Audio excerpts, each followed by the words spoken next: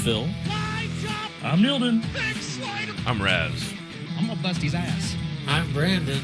Slide jobs by the dozen out here. Hello, this is Thomas. Here.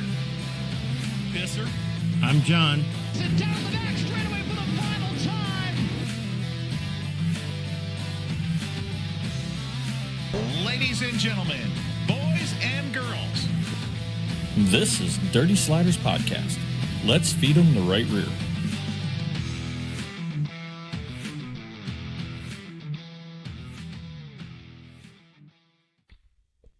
Well, everybody, welcome back. Dirty Sliders are back. As you can see, we got a special guest this week, Hunter Schuerenberg. And Raz, why don't you take it? Yeah, Hunter and I go back a little bit. I have a brief history with him. He ran the Jimmy May, Josh Ford Motorsport, Woodland Auto Display Midget for Chili Bowl last year, and I helped him out. I haven't seen you since the Chili Bowl. Been kind of following you on social media and stuff. How you doing, man? I can't complain. Yeah, it's been a minute for sure, but that was definitely a fun week. I always enjoy getting to run with Jimmy May, and getting to run on the Woodland bandwagon was pretty cool. Yeah, they bring the party. Had it not been for a broken camshaft, I think we'd have made some noise. Yeah, for sure. It was fun. Definitely had a good car, but what wasn't meant to be, I guess. All right, we'll circle back to Chili Bowl. Sure. Why don't you start off? Just tell us how you got started. I know you started racing at a pretty young age, like 10 years old. Yeah, I think my story probably wouldn't sound a whole lot different than a lot of guys in the Midwest. I did the go-kart stuff for a little while, really young, micro sprints. I got into Wing 360 sprint car racing when I was around 14. So that was 04. Did that for a couple years, and that met some people sprint car racing there that kind of led into me traveling to Indiana and doing USAC stuff for the next 10 years, and then actually wound up going back to wing sprint car racing 10 years after that. So I've always been a dirt guy. I've never really even ventured onto pavement that much. I just always kind of wanted to be a sprint car guy. So I've never really left that goal, I guess. I've always kind of just been an open wheel fan and a sprint car guy. So you started in karts. I'm assuming that was a family operation, and then from there, where'd you go? The karts, yeah, definitely was a family operation. Same thing with the micros, and that was short. Karts and micros both were only about 4 years apiece. So I didn't spend a whole lot of time in either one. And back then there were age limits on the classes that you could run in micros. And we had done the restrictor plate class for a couple years and had won a couple of championships in that, and wanted to move up, but I wasn't old enough to. I think at the time we were going to be stuck there like another 2 years. And so rather than do that, we just kind of skipped that step altogether and started racing a Wing 360 down at the time Memphis Motorsports Park was still open. It's closed now. And then the Ditch, Riverside Speedway, and then I-30 Speedway in Little Rock was somewhere that I raced a lot. And ASCS stuff when it was in the area. So that's kind of how I got my start anyway. And that was in Missouri? Yeah. At that time, I was still living in Missouri. I didn't move to Indianapolis until we actually commuted back and forth from Missouri to Indiana. Like the first year and a half, I did the non-wing stuff. So like all of 06, half of 07, I kind of went back and forth for a couple more years. I think I was maybe permanently here around 2010, for sure 2011. And then I've lived up here ever since then. Go Colts. Yeah, we're I'm definitely in Colts country, but but my house is definitely a Chiefs house. My if my son was to hear you say that, he would definitely quickly correct you and tell you he's a Chiefs fan for sure. You got to go with the winners. Yeah. I guess my son, he's never seen the Chiefs um, when they weren't at their best, But if you ask my wife and my in-laws, they've had to live through all the tough times too. So they're true Chiefs fans for sure. Yeah, that's where you get your metal test, is when your team starts to go downhill. Right? Yeah, for sure. It's easy to be a fan when they're on Like the top. Jaguars. Yeah. So, I'll tell you, one of the things that impressed me when you ran at Chili Bowl was, I knew you were an aggressive driver. That's your reputation, that you're gonna stick it in there. Mhm. But the thing that surprised me was how smart you were about it. I mean, when it was there, you definitely took it, but you waited on your opportunities and drove smart, and that's one of the things that impressed me at Chili Bowl for sure. That's just getting older and I want to say wiser, but maybe it's just getting older and having busted your ass a few times. You want to avoid that as much as possible. So, yeah, I definitely went through my stage where there were times when I was 18, 20 years old where I wasn't as smart about, some of those decisions, but yeah, after you take a few diggers and you get a little bit older, you learn there's a time for that and there's a time not for that for sure. Yeah, like Tony Stewart says, let me see how he does after he busts his ass. Yeah. I can still do it on occasion. It's just not near as often as when I was a kid, for sure. So, do you have a ride for Chili Bowl? Are you looking for a ride for Chili Bowl? No, I honestly, actually, Jimmy May and I were talking about that probably 2 nights ago. He, Jimmy and I are both of us, if we're going to race together, it's usually very last minute, And we were talking on the phone the other night, and we've both went to the Chili Bowl the last 3 years together, and it's never really went well, even though we always have a good time. And he said, "So do you want to go?" And I said, "Yeah, I want to go. But I don't know. I'm such a competitor that wants to do well. That knowing if I go to the Chili Bowl, I run one midget race a year. I never go try to test anywhere or race anywhere else. Um, Part of me kind of just wants to take a year off from it and go help Clinton work on his midget, and crew on his car and watch him race, just because I don't have the races under my belt, to go there and feel like I can beat the guys that race midgets all the time. For me, a B main on Saturday is just not good enough. I wanna feel like I can show up there and make the A. So Yeah.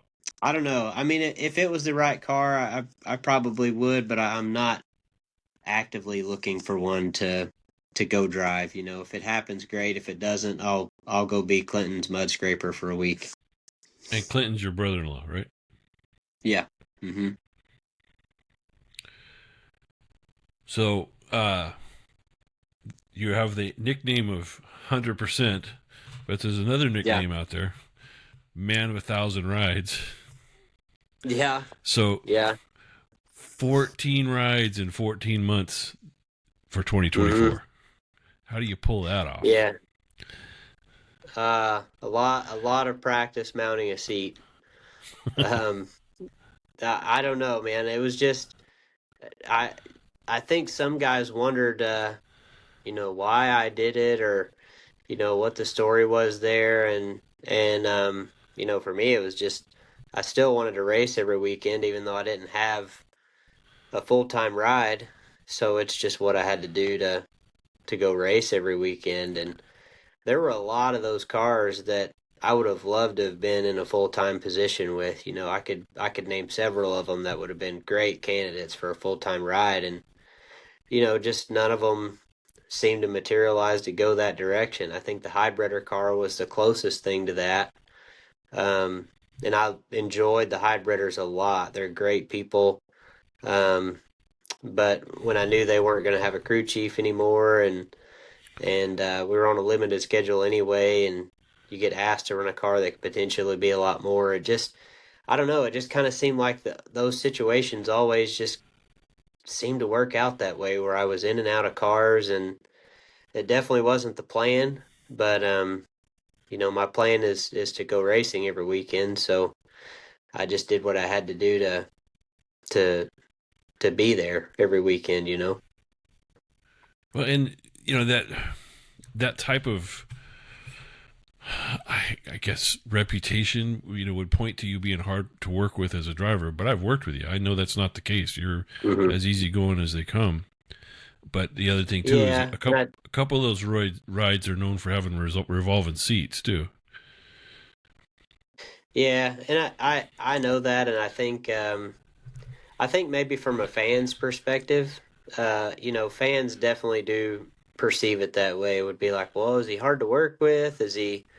Um, does he just not want to stay anywhere real long? What's the deal? But, uh, the guys that you're, trying to get rides from, or crew chiefs you might work with, or fellow racers, the guys that are in the pit area, they know your situation. They know, you know, that this is just a situation the guy's in or whatever. It just seems like uh, that the guys that are at the racetrack every weekend have a different perception of maybe the fan. But the it's not a. I don't think it's a bad thing. If I was the guy that was labeled that way, the man of 1,000 rides or whatever, if the fans perceive that I might be hard to work with or whatever, but it's entertaining for them, it gives somebody something to talk about, then I'm all for it. It for me, it's I can only control what's in my control, and for me that was going to the races every weekend, no matter what, and however the fans perceived it was just going to have to be okay. Um, but I guess in some ways it was cool that I gave people something to talk about. Um, but I think that's part of, kind of what makes our sport entertaining, and that's what makes it so engaging for the fans, is every driver's got a little bit of a different story, whether it's good or bad. And, fans like to follow those different narratives. So, I'm not bitter about it. I'm all good with it. No, and I think you said it right. It's people that don't know what's going on, because like I said, I had a great time working with you. I know Jimmy May speaks very highly of you. So does Tom Dunkel. The Woodlands were very pleased with what you did.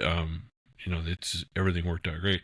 One of the highlights for me was, me, I hang out at the car as you're getting ready to roll out the track. I look at it as, my job is to, make sure if there's anything you need, that I'm there for it, or Yeah. to keep people out of your face while you're getting ready for racing. And one of the cutest things was, as you're sitting in staging, your daughter just climbed up the car like a jungle gym, climbed up into your lap. Yeah.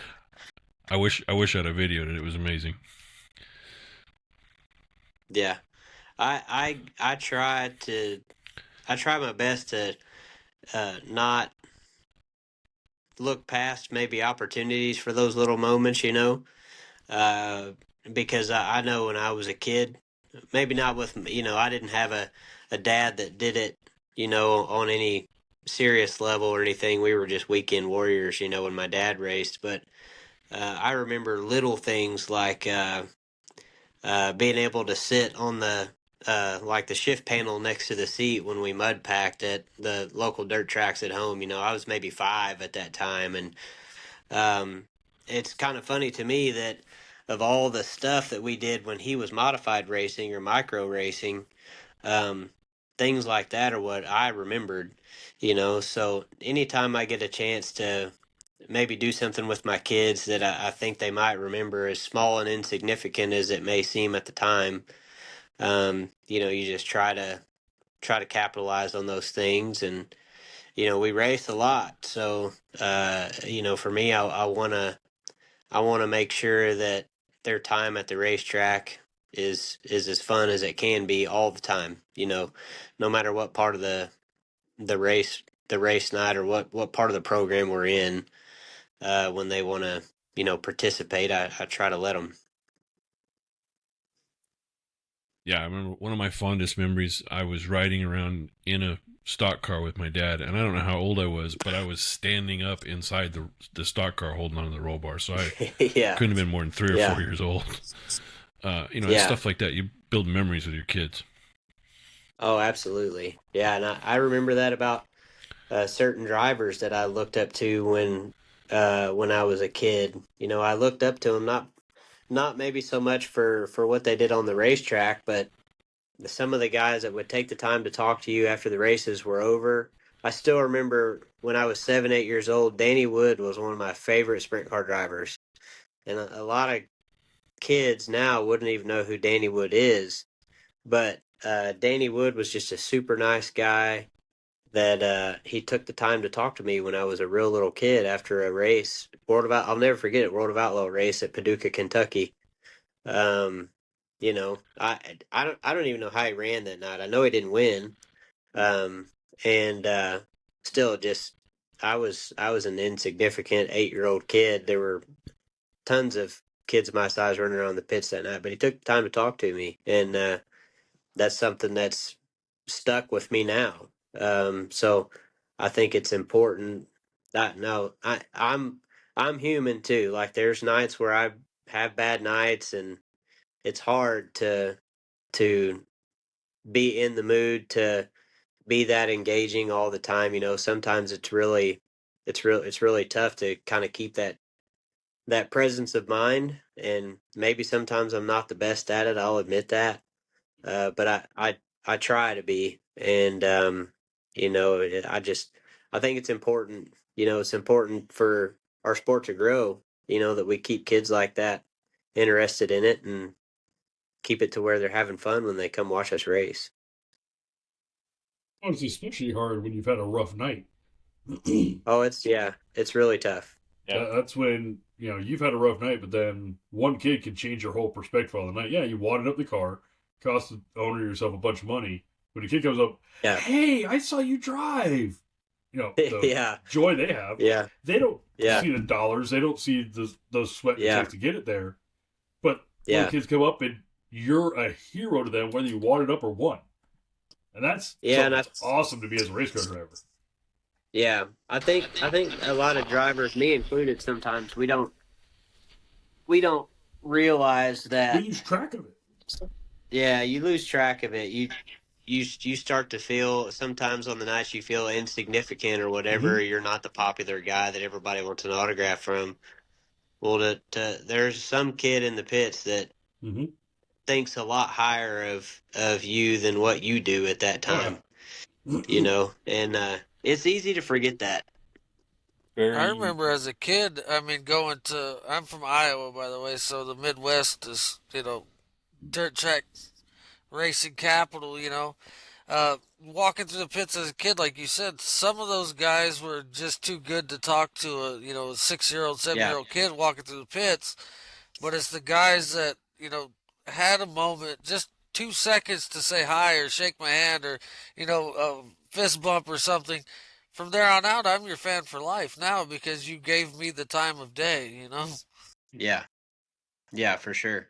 And I try to be mindful of, it's sometimes it's not even about making that kid your fan. It's like I grew up going hunting too as a kid, and you'd watch hunting shows on TV, and the Cabela's commercial or Bass Pro commercial would always promote, take your kid hunting, take your kid fishing.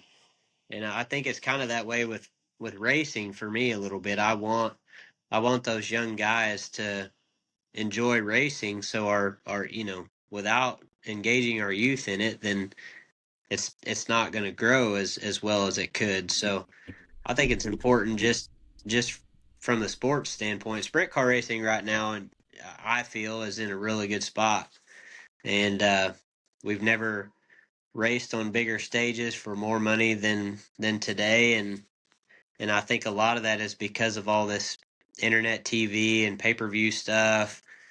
That all kind of appeals to a younger crowd to some degree too, and I think I think it's good. It's good that we've got all that stuff because I think it does. It is kind of a touchy subject, I do think, the flow and dirt vision and stuff. Maybe it does rob, the promoters of putting butts in seats to be able to, pay to put a race on. But we also do have a lot more eyeballs on the sport, and I think that's good for it to grow. So, maybe the next 5 or 10 years of navigating through all that's going to be important. But I think all that is the kids included. All that's important to be mindful of to make sure that we care for the sport in general, so it's still around. Well, I want to get your opinion on one thing. We've talked about it here amongst ourselves before with other people. Open trailer or enclosed?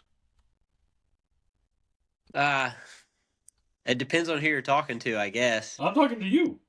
You specifically, if you're taking your race car to the track, what do you want to take it with? Oh, well, when I say it depends on who you're talking to, the reason I ask is because if you're the guy that's having to unload it at the car wash and wash it after the races or prep it or whatever, you might not be super thrilled about dragging it home after a race night with it pouring down rain outside.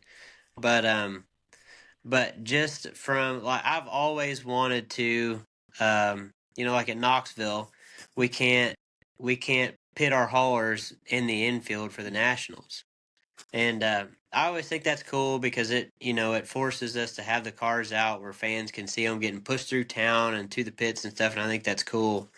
Um, I'd mentioned earlier when we were off air that I'm building that Chevy C30 dually that's got that LS3 engine in it.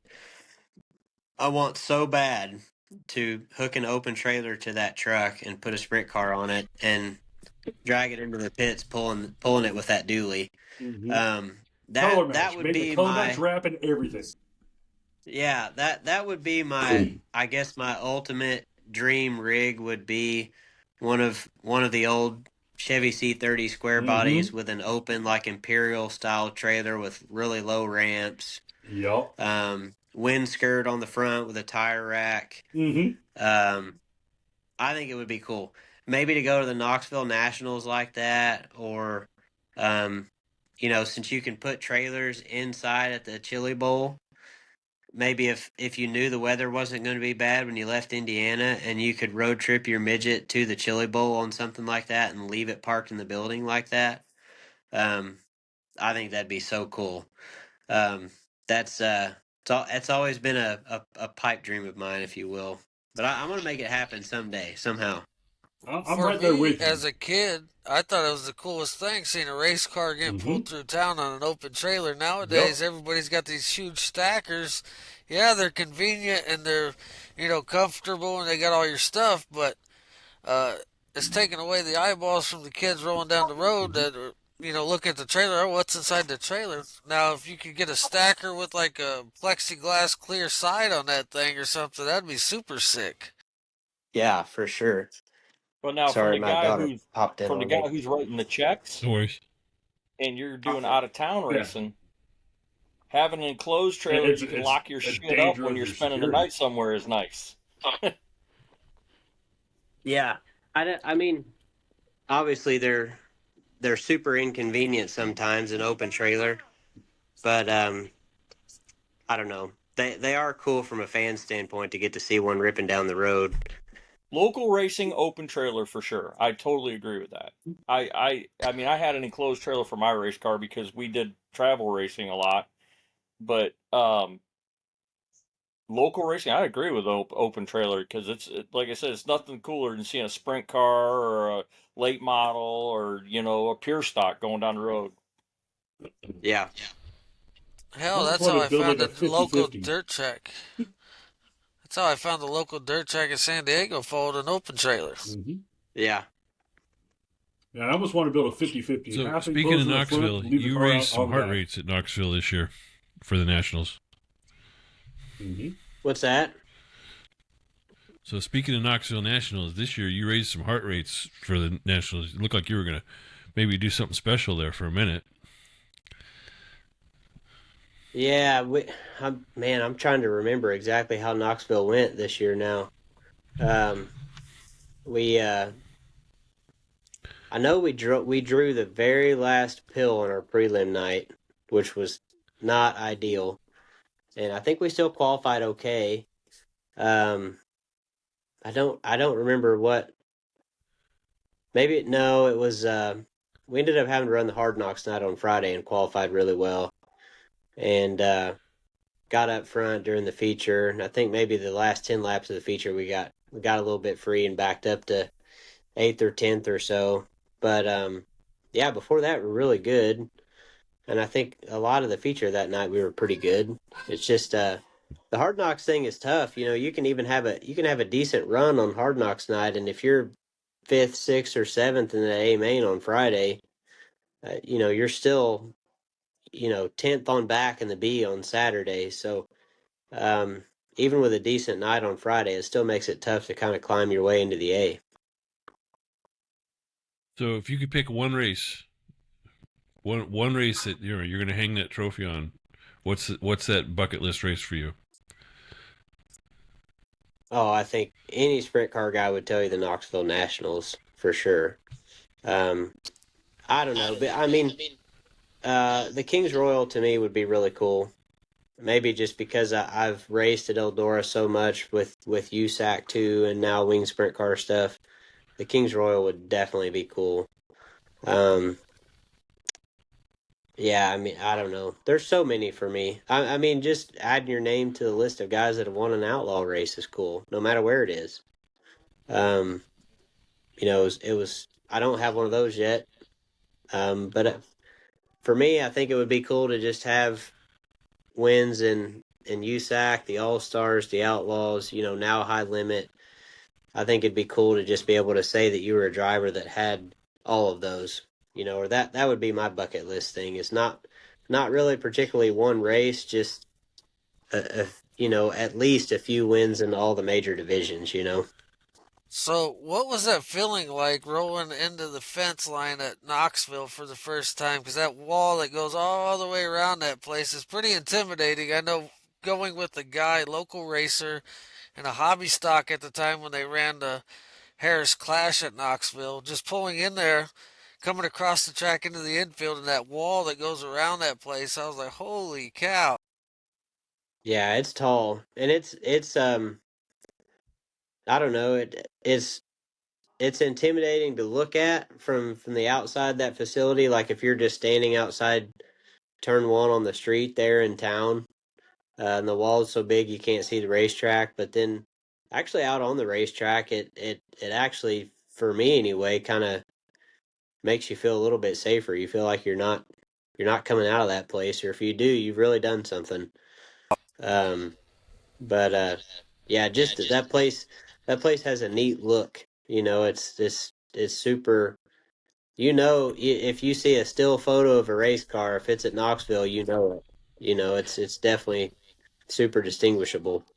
What about them laps of slideways next door?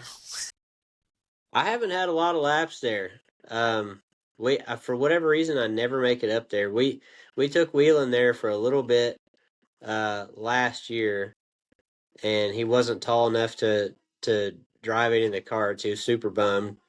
So uh, I think I got in a two-seater with him for a little bit, but that's probably the only time that I've been up there. I don't get to spend a lot of time up there really. Man, Kyle Larson and these big name guys, they all go there and put on a little race, and fans get to race with them. You should put your name in the hat on that deal because you're pretty dang good yourself. Maybe I should. I get so focused on the rest of the week that I never think about it really.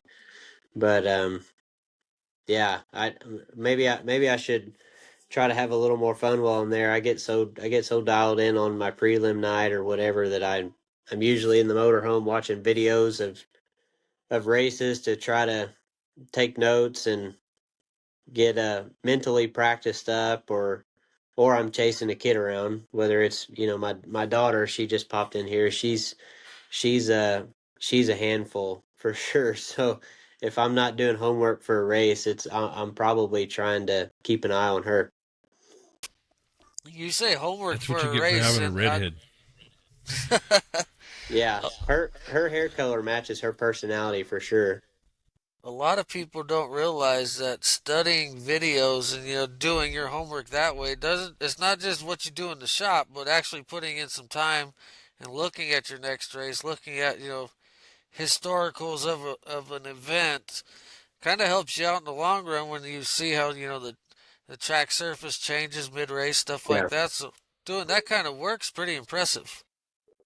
Yeah, it's I think it's definitely necessary if you're going to be competitive. There's just sometimes, well, I'll use like Pennsylvania for an example.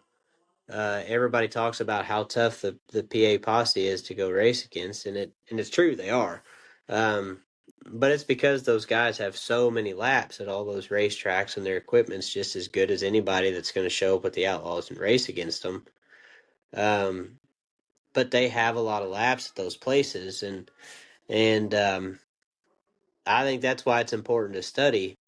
Those guys don't have to study those racetracks because they know them like the backs of their hands. Um, so if you can go to a place that you don't have a ton of laps and try to study enough that you kind of make up for the lost ground that some of those guys have because they've raced there so much, I think it helps.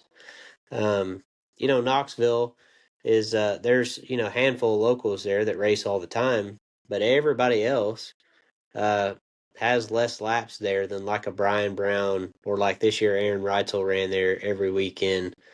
Um, to me, if you can study starts and restarts and kind of how things typically go, like for me, I would watch. I'd take one heat race and I'd watch the restart from the pole sitters perspective, and then I'd rewind it and watch that same restart from the guy that started fourth, and rewind it and watch the same restart from the guy that started eighth, and just watch how the start or the restart played out for each guy on that same restart. Then you can kind of pick, after you watch enough of them, you can kind of pick out patterns and kind of how things, they don't always materialize the same every time, but there definitely is, there's patterns to it, or there's patterns to how a track wears out or something like that. And I think if you watch enough of it, you kind of maybe make up for some of the time that you haven't spent on that racetrack. Um, it doesn't always work, but I think a lot of places that I go, it does work. If you've got the time to sit down and you might have to watch the same restart or the same start, 6 or 8 times from 6 or 8 different perspectives. But uh, I used to have to work on my own race car and do all the maintenance and stuff, and you didn't have time to do all that then. But when you get in a position where you've got crew guys that are busting their ass to give you the best race car that they can, and you don't have to do any of that stuff, well, to me, you need to be doing something with that extra time that's going to help yourself perform and make sure that those guys are happy with your performance when the night's over too. Those guys put in a lot of hard work. Um, and if you're a guy that doesn't do your homework or doesn't try to do your best to not only do yourself justice but those guys too, well, then you're kind of to me, you're not really being a team player at that point. So yeah, when you're on the road, you got to have time to relax. You got to have time to go goof off and get your mind off of it. Um, but when it's time to study or it's time to race or whatever, you got to be focused and tuned in, and you got to want to perform for yourself and everybody else that's involved with your car. So I try to take that pretty seriously. All right, so major question tonight: wing or non-wing?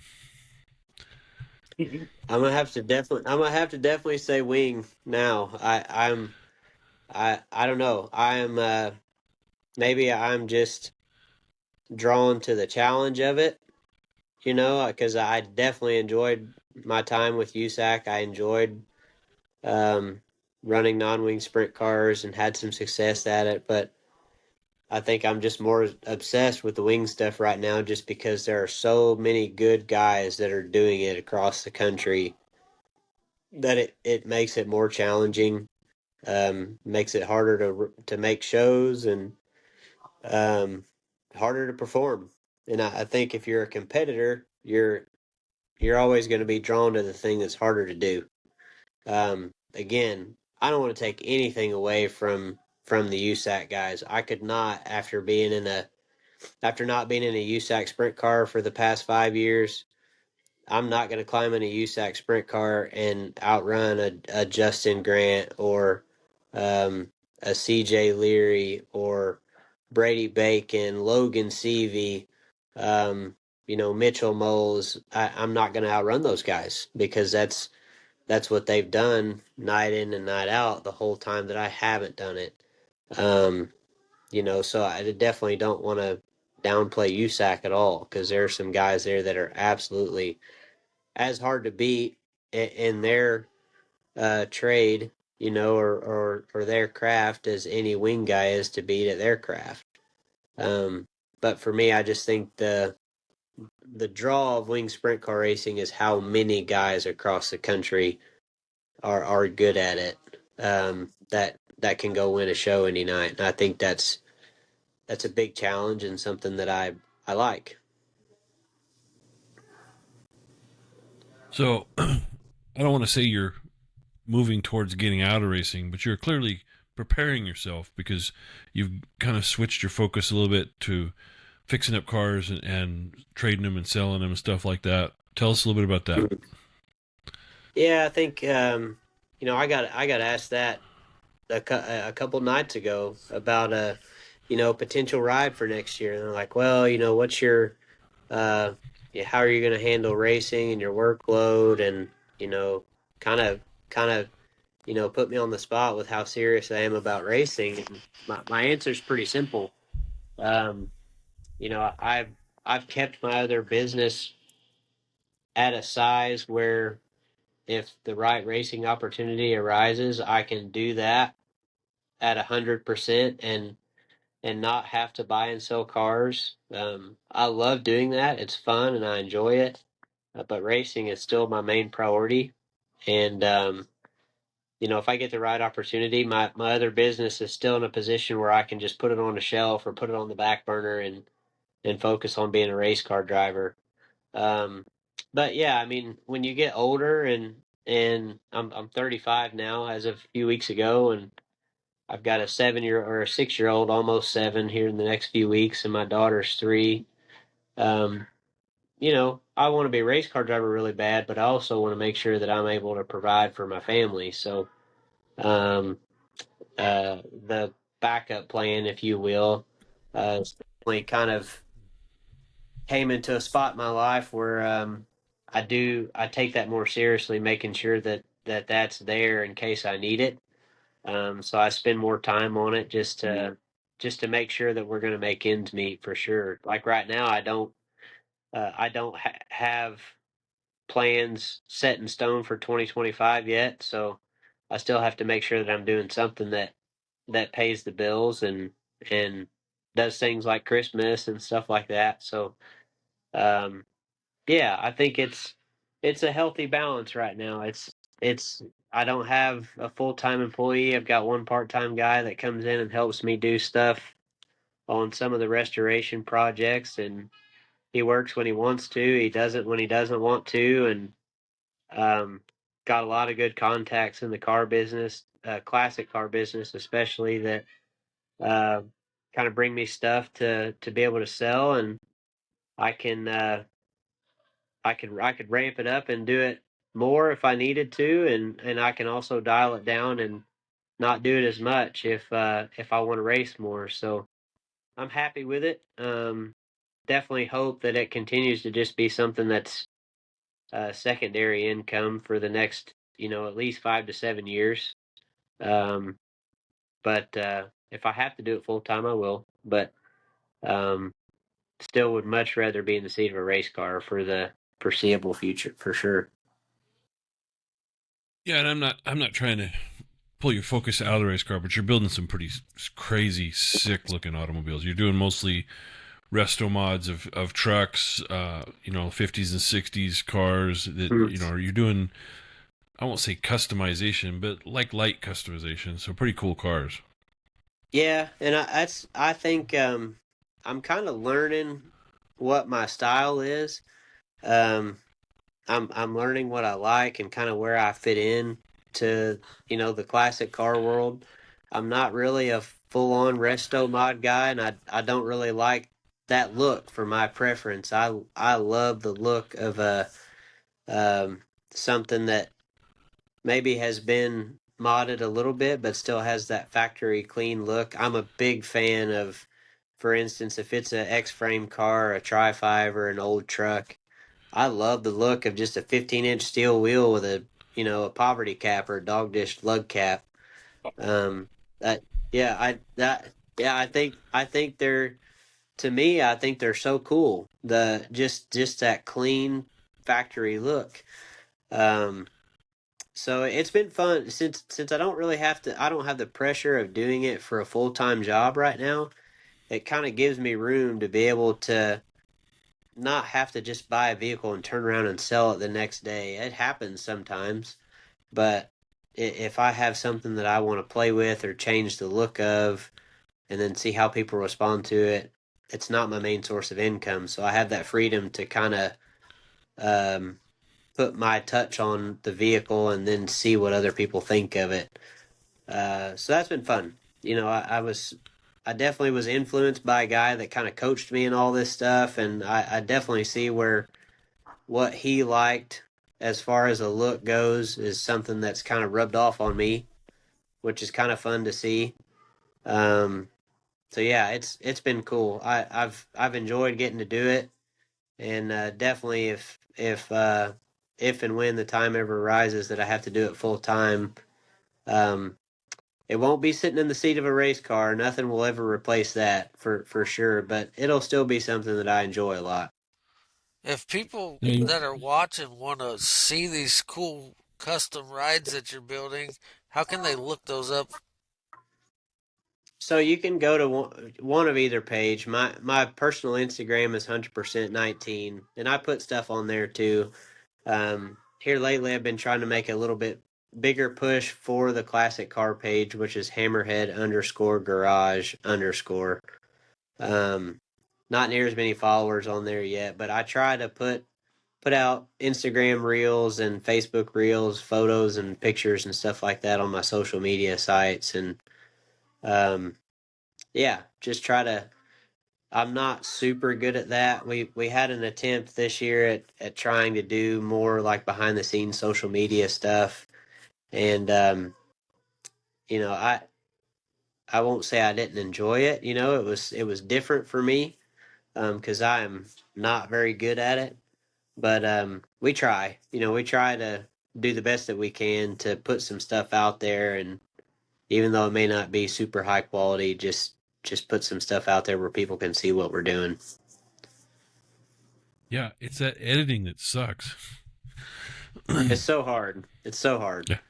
Yeah. Doing the video, shooting the videos is easy. Putting them together is hard. Yeah, you got a great eye for that stuff. I mean, that C10 that Tom Dunkel ended up with yours, I'm super jealous of that truck. I think that thing looks just gorgeous. I didn't have to see that. That's one of those trucks I appreciate so much because Mother Nature did all the work on that one. I didn't have to do a whole lot other than a few small changes to make that thing look really good. It was just those Survivor original pieces like that for me are just so hard to beat, for sure. Now, when I talked to you at Chili Bowl, you had another business going where you were doing dry ice blasting. Is that something you're not doing anymore?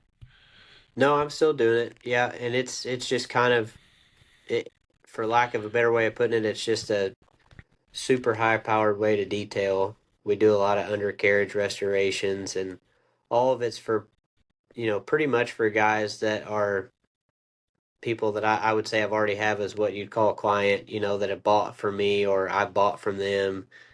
Now, if they've got something, they'll bring them to me to do because they know I'm doing it.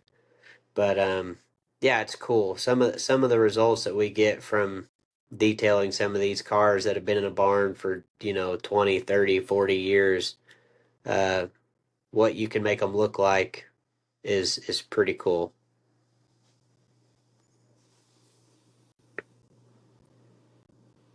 So, are you in discussions for a ride, or is it just you're gonna wait and see what happens? Where you at on I that? I don't. I've had discussions about rides. Now, whether or not I'm in the discussions for them, I don't know. Um, I've called a lot of people inquiring about rides for next year, and kind of just decided over the holidays here. It's just I've made all the phone calls that I can make, and I'm gonna do my best not to worry about it for the next month or so, and just see if something comes up. Now in the off season, is it you as a driver making all these phone calls, or is there people that also reach out to you trying to figure out what you're trying to do? It's a little of both, but I would definitely say as a driver, you're making more phone calls.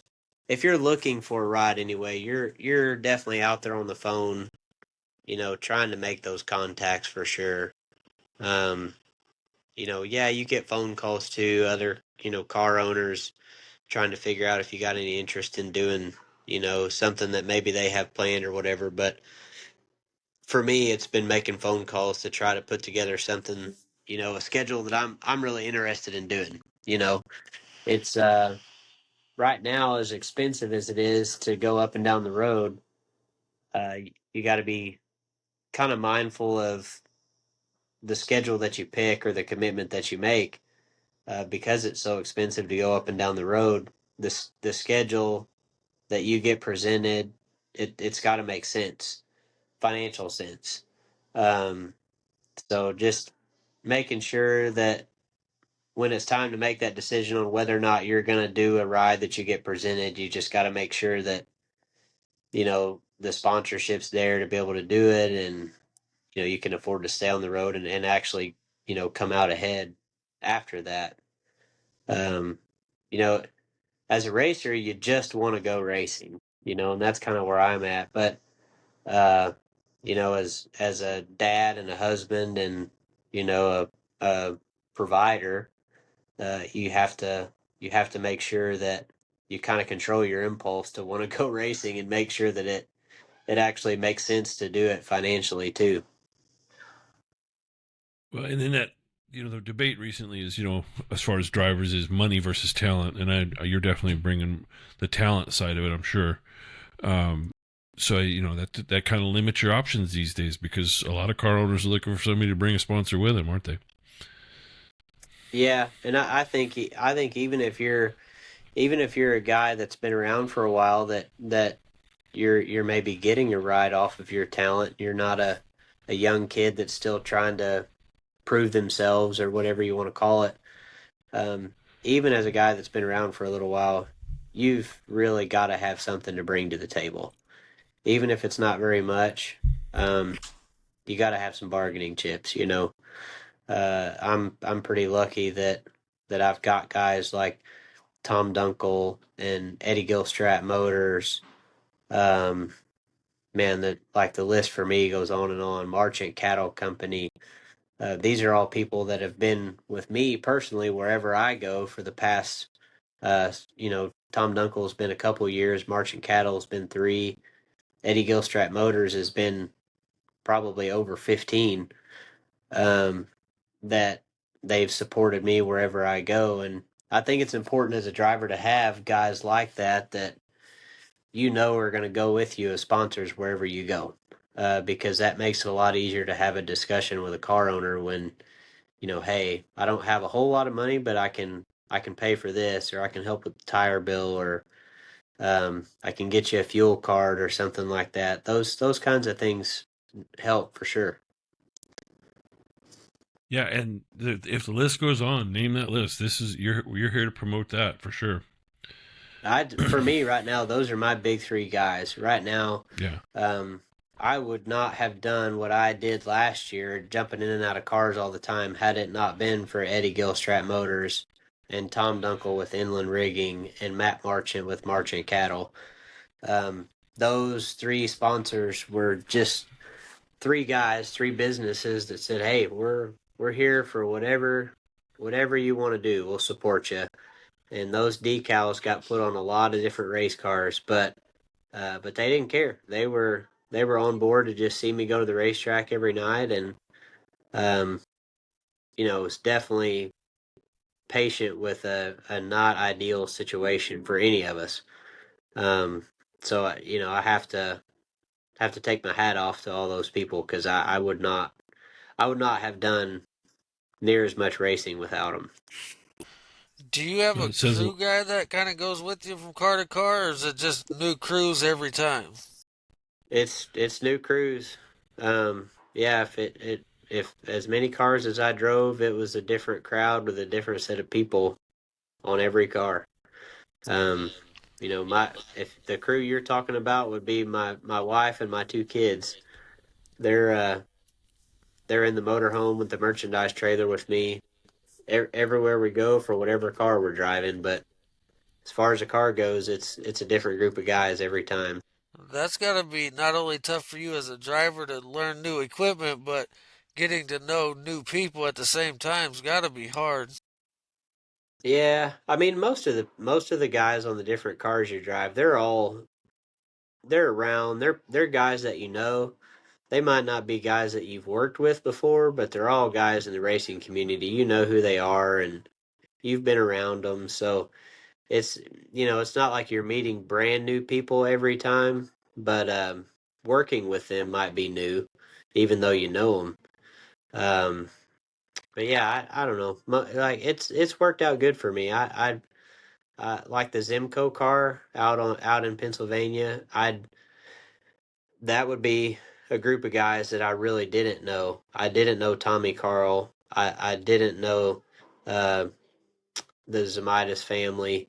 Um, I didn't know any of those guys. And from the word go in that car, we didn't have the best of luck, but I really enjoyed racing with those guys. It was a lot of fun, and I'd go back and do it anytime. They've got a super fast car and a cool, iconic car, which I got a kick out of getting to just drive a car that so many guys have been in.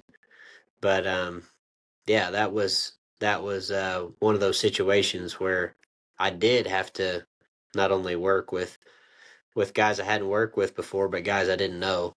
Um, but it worked out well, and I really like them. I talk to Tommy Carl quite a bit now after driving the car, so something that I enjoyed. Well, it says a lot about you as a person that you have these people that are loyal to you, that help support you. And, after just spending, the little bit of time I did with you at Chili Bowl, I told you this at Chili Bowl that, once I moved to Kentucky, if you're racing anywhere in Kentucky or Indiana or Illinois or something and you need a hand, you call the crippled old guy. I'll be right there. Well, I appreciate that for sure. So I'm going to put you on the spot one more time because there's a little bit of controversy now that with High Limit and World Outlaw. Do you think? Mm-hmm. I personally think it's better for the sport. The more money we can get in, the more eyeballs we can get in, the more race dates we can get in. It's just overall better, and a rising tide raises all ships. But there's the argument that some sanctioning bodies are restricting racers from racing elsewhere. I'm not going to name names. We all know who we're talking about. What's your opinion on that? Well, you may not like my answer just because I'm going to be honest, and That's all my I want. honest answer, my honest answer is I don't know. Um, I've never been a full-time World of Outlaw driver. I've not followed that series for points, and I haven't done it with High Limit. I did it with the All Stars. Um, I guess I don't. I'm never gonna give you an answer just to be giving you an answer, if that makes sense. Um, and I just haven't. I don't feel like I have enough information to give you an honest answer on that. I think there's pros and cons to all of it. I think having two major traveling series maybe makes it tough for your maybe your local Ohio team or your local Missouri team or local Iowa team to compete against so many guys that are out there racing every single night against really tough cars. It seems like it creates a little bit of a divide between the locals and the touring guys. Um, but this coming season you're going to have the All Stars opening back up or starting back up. Power Eyes kind of ramping up what they're doing to kind of fill that void. So I'd be interested to kind of see how that goes. Now that we're going to have a couple series that occupy that regional space, if you will.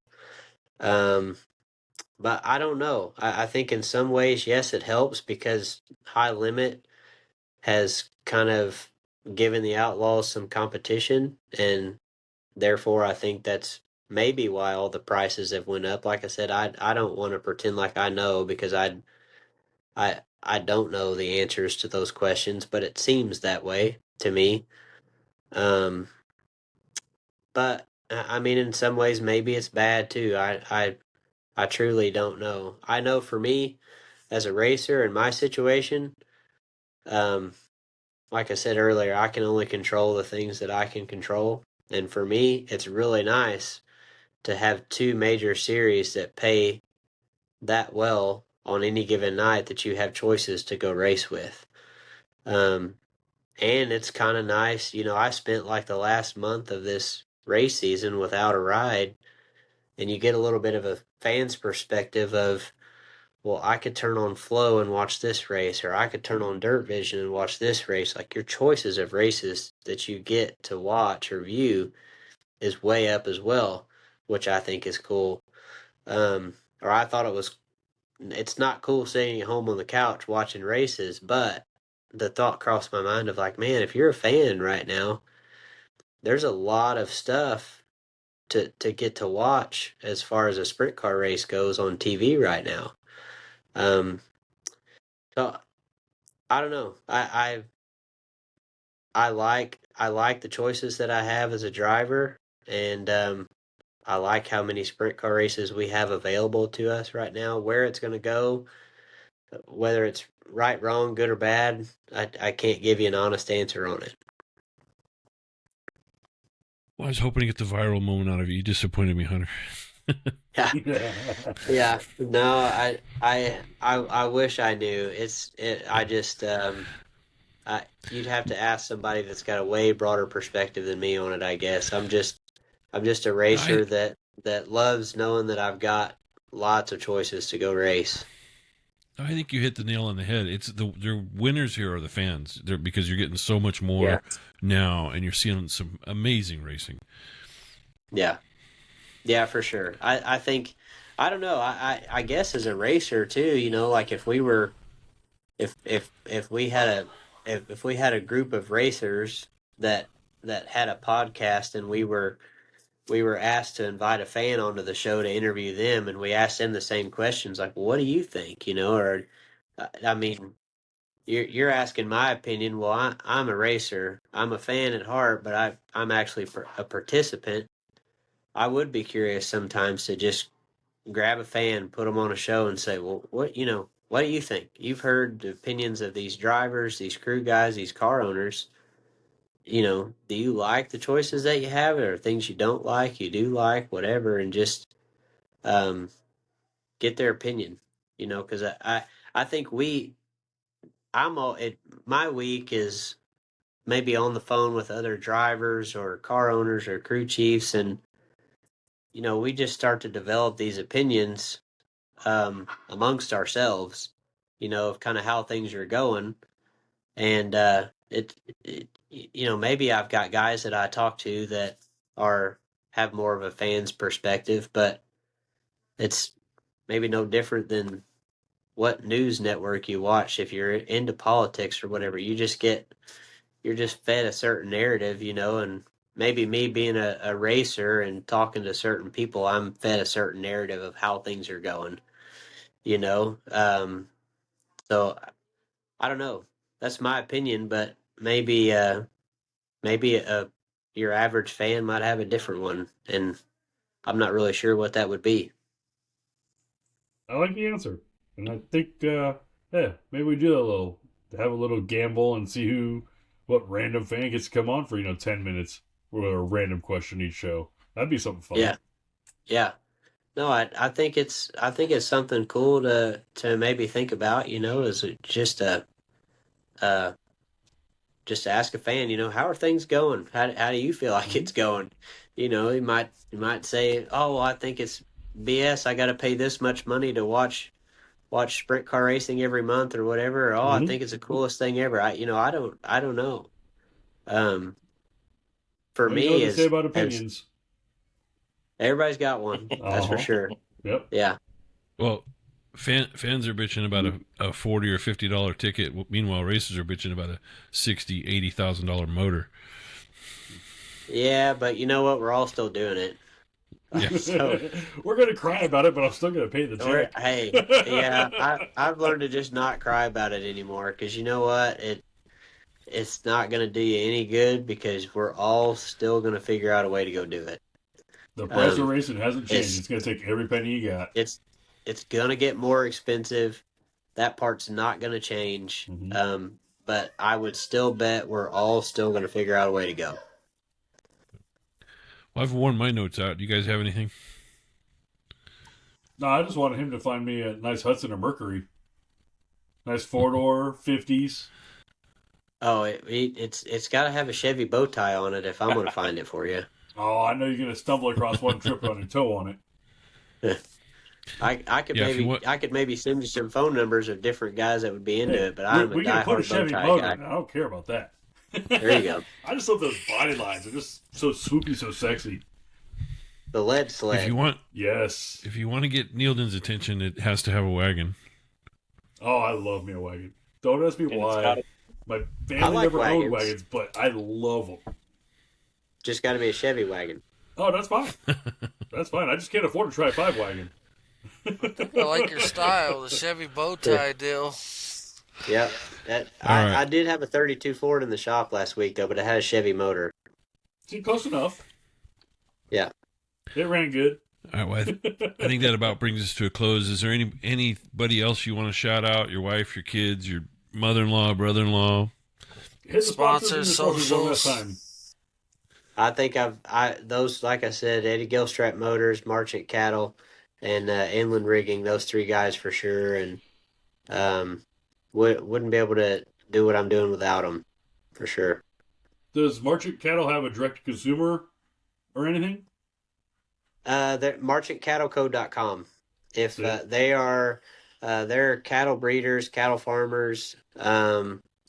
They actually do a little bit of all of it. They're actually into corn and a little bit of all of it, hay farming, but their main thing is cattle breeding and cattle farming. But yeah, if you want to check them out, it's marchantcattleco.com. Now, what are your socials again? Give us all of them one more time. We'll make sure to put a hyperlink on it too. Facebook's just Hunter Schuerenberg. Instagram, 100%19. And the garage page is hammerhead_garage. Yeah, if you want to kind of follow along with some of the builds we're doing, that'd be the place to go. I'm already there. I'm on all 3 already. Cool. We hit it awesome. up. All right, thanks, Hunter. We appreciate your time. You've been very generous with your time with us. We appreciate it. If you do get something going and you want to promote it a little bit, reach out to us. We'll bring you back here on here again. Yep, that'll work. I appreciate it. You're welcome anytime, buddy. Yes, sir. Thanks for coming. Yeah, thanks.